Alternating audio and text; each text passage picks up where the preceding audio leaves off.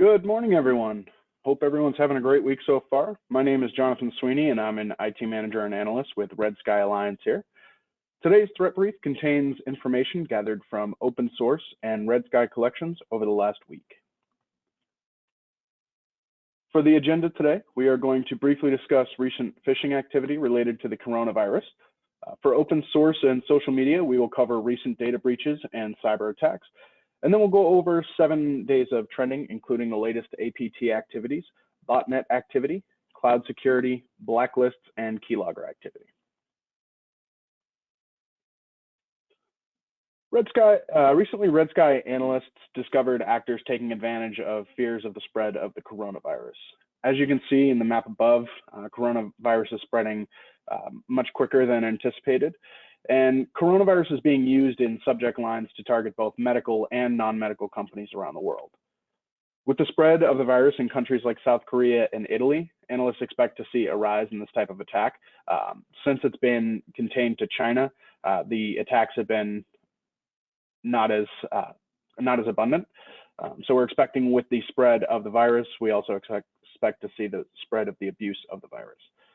There have already been reports of the spread of Emotet malware targeting medical facilities by enticing victims to open emails with concerning subject lines such as "new method to protect coronavirus is very important to you." As you can see, the actor's first language is not English in that case, but medical facilities are not the only ones affected. We also see subject lines such as "coronavirus affected vessel to avoid," indicating that it's possibly targeting the maritime industry, which we track closely. At Red Sky, we've seen mostly emails containing malware used in social engineering attacks, but it's likely that companies who are strained during this outbreak, especially medical facilities and prominent ones at that, are going to be softer targets for APTs and other hackers to attack. So we expect to see breach data at these facilities increase, as well as phishing and possibly even keylogger activities.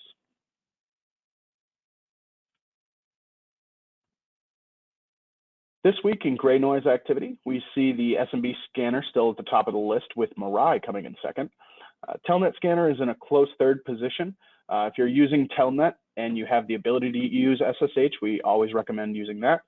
Interestingly, port 51433 is unassigned, but it's commonly used for the XSAN file system used in OSX and OSX server environments.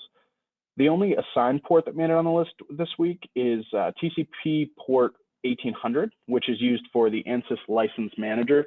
It also is used for malware, but the legitimate use is for the ANSYS manager there.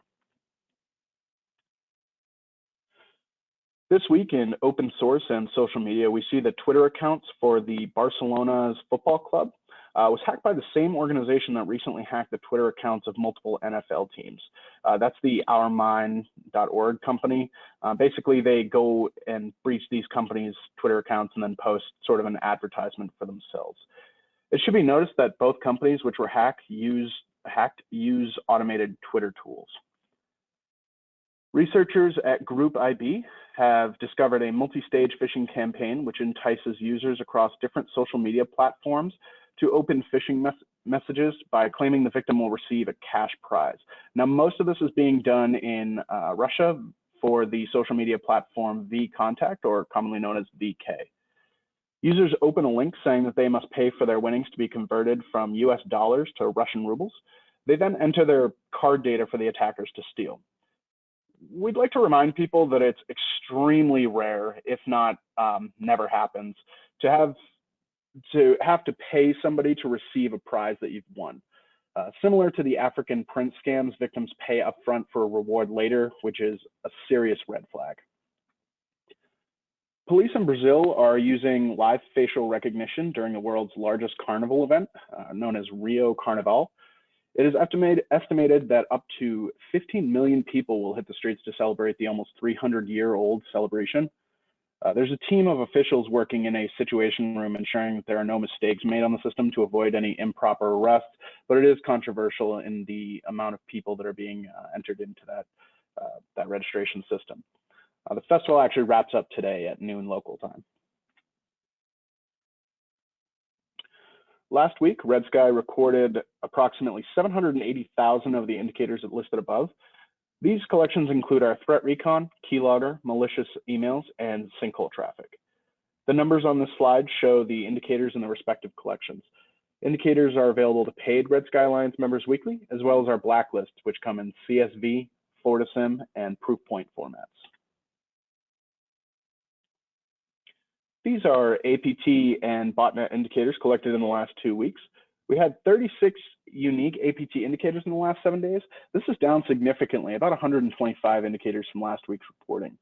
You can use your two-factor authentication to log into CTAC to download the APT indicators discussed today. Please contact us on Slack or via email if you need any assistance. Topping the list this week is SickyPot. Carbonac is showing up with NFL log and third, or NF log, sorry. We also see DNS Calc and Bananan showing up in the top 5 this week. Botnet activity over the last 7 days remains fairly consistent with prior trending. The only difference is ChinaNet has replaced 31 Jinrong Street at the top, but Bharti Airtel and VMPT have maintained their positions in the top 3. Just a quick note on that ChinaNet. It's interesting that even with the coronavirus and the spread and the outbreak of that disease in the country, we are still seeing significant Chinese APT and hacking activity. So even though there is that disease going on in the country, it doesn't seem to really be affecting their ability to spread malware around the world. On the cloud security front, we are seeing botnet activities in the same cloud environments as usual. Amazon is the highest risk cloud environment this week, according to our data, switching with peak 10 in second. With TierPoint moving into the high risk environments this week, Rackspace and GoDaddy are caution risk environments, and ONR is listed as the low risk environment. In our malicious emails collections this week, we observed multiple different types of Trojan malware being spread via email. Safeguard technology is being targeted with auto IT malware disguised as an urgent quote. Safeguard technology makes safety technology for companies such as like grip tape for the stairs and yellow markings for around the factories and things like that. Someone identifying themselves as marketing at Thai organic food targeted multiple unidentified Outlook addresses with generic Trojans. The subject line roughly translates to notification of final award to, again, entice victims to open the email and activate the malware. As always, we see that trend of people being offered a reward or a gift of some sort to open and activate malware on their computer. Our blacklists are published weekly. On the right-hand side, you can see some of our keylogger stats. Last week, we observed 48,711 sinkhole connections from new unique IP addresses. We also observed 14 unique email accounts compromised with keyloggers. Please go to redskyalliance.org to inquire for additional support, complete blacklists, red X-ray, and API access. Thank you all for joining us today. Please visit our Red Sky Alliance portal at redskyalliance.org for additional cyber intel reporting. If you have any questions regarding the topics briefed today, please get in touch with Jay McKee at wapaklabs.com. Thank you all, and I hope you have a great rest of your week.